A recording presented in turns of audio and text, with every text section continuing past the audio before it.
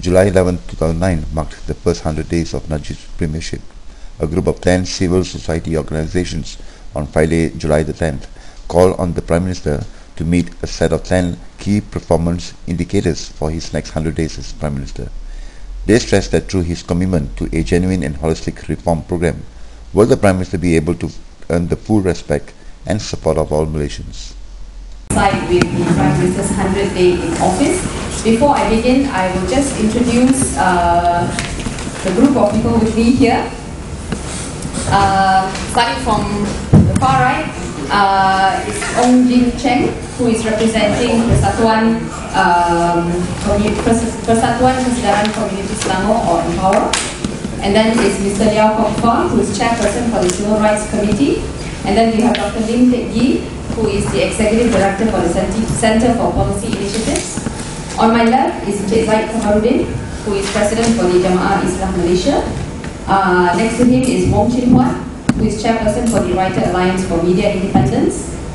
Next is Haris Ibrahim, who is Convener for the People's Parliament. And on the far end there is Tan Mung Hui, who is Coordinator for Suara Rakyat Malaysia, or Suara. Thank you for coming. What we would hope to do is to go through some of our, or at least our calls to the Prime Minister in terms of his term in the office and taking on what the government has talked about in terms of the key performance indicators. So what I'll do is I'll just start on and go through the 10 indicators that we think are relevant and necessary and urgent, and then I will open the floor to my colleagues to raise any other issues they would like to, and then open to the floor. So as you know, July 11 marks the first 100 days of Najib Abdul Razak's premiership, and there's been a lot of talk about things that he has put in place in terms of economic liberalization, in terms of the stimulus package, which are all well and good, but we are also concerned about the extent to which political and civil liberties have been threatened and continue to be threatened. In terms of the economic liberalization policies, we are also concerned, for example, that in terms of practices like corruption, cronyism, and abuse of power, and we are wondering whether the major constraints in terms of the economic gap, in terms of the gap in income, will they be addressed, and whether environmental sustainability will also be addressed. And of course, fundamentally, what is the important thing is whether there is good governance in this new leadership. A lot of talk of reforms, but we are still not seeing the basic issues in terms of enhancing good governance, accountability, and transparency. And if the government insists on maintaining the current authoritarian system of political control, then the ideas for reforms or economic liberalization will be seen for what it is, and that is a thinly veiled attempt aimed at ensuring that the present political elite stays in power. So we have collected ideas, suggestions, feedback on what we think the next 100 days should be for the Prime Minister and his cabinet. We were happy to see that Tan Sri Dr. Koon, who is Minister of the Prime Minister's Department, talk about key performance indicators. But let's share what our vision, what our ideas are for the key performance indicators for the Prime Minister. And this is coming from civil society groups.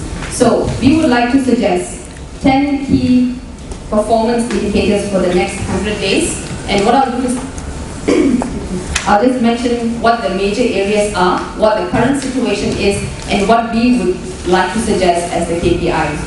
The first, and undeniably, is the Perak constitutional crisis.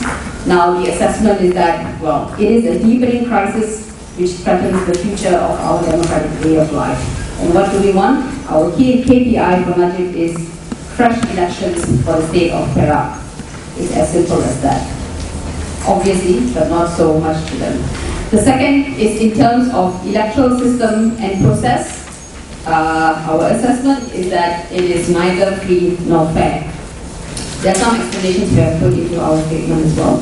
And our KPI for the next 100 days will be to set up a royal commission on electoral reform before the next constituency redelineation exercise.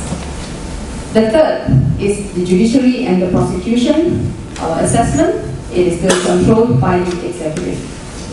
And our KPI is the setting up of a parliamentary select committee on judiciary and prosecution reform. The fourth is the parliament, where we feel that it is still very much controlled by the executive, and our KPI is a Royal Commission on Parliamentary Reform. The fifth is Internal Security Act, where we feel that if the present government continues in terrorizing innocent Malaysians who differ in their political opinions from the BM. The KPI, repeal the ISA with no new laws allowing detention without trial. The sixth is the police. Assessment, well, it's still violating human rights, and our KPI is to implement the Independent Police Complaints and Misconduct Commission, IPC-MC, not the one that has just been passed in Parliament. The seventh is the media. We feel that, well, the media is still suffering from political control despite the results of the elections last year, and there was a call for opening up the media spaces. And our KPI is a parliamentary select committee on media law reform. The eighth is freedom of information, where it is still denied to the citizens. And our KPI is FOI laws both at the federal as well as the state levels. Ninth is in the area of local governments, where local representatives are still unelected. Local councils and local governments are unaccountable, largely unresponsive and very incompetent. And our KPI is to have local government elections nationwide. And the 10th is the Malaysian Anti-Corruption Commission, where we feel it is still practicing selective investigations, still impotent in fighting against corruption. And our KPI is the amendment of the MACC Act to increase the institution's autonomy under optimum parliamentary oversight. So this is a very a brief look into what civil society demands are towards for the Prime Minister and his government. And we feel that this is absolutely urgent, necessary, relevant, and that in order to have a much more, to strengthen the democratic institutions in this country, these are measures that need to be undertaken within the next 100 days. I'm going to invite my colleagues to stand up and hold a little message for the Prime Minister, which we hope is a social opportunity as well. This is what we really. Where is democracy, Mr. Najib? Where is democracy, Mr. Najib? Di mana demokrasi, Encik Najib? Di mana demokrasi, Encik Najib? 民主在哪里，首相先生？ Engge Jananayagam Najib. Where is democracy, Mr. Najib? Where is democracy, Mr. Di Najib? mana demokrasi, Encik Najib? 民主在哪里，首相先生？ Engge Jananayagam Where Najib. is democracy, Mr. Najib? Di mana demokrasi, Encik Najib? 民主在哪里，首相先生 Engge Jananayagam Najib.？Where is democracy, Mr. Najib? Di mana demokrasi, Encik Najib? Where is democracy, Mr. Najib? Where is democracy, Mr. Najib? Where is democracy, Mr. Di mana Najib? demokrasi? Where is democracy, Mr. Di mana Najib? demokrasi, Encik Najib? Where is democracy? Where is democracy, Encik Najib? Democracy, Encik Najib. Yes, where's democracy, Encik Najib?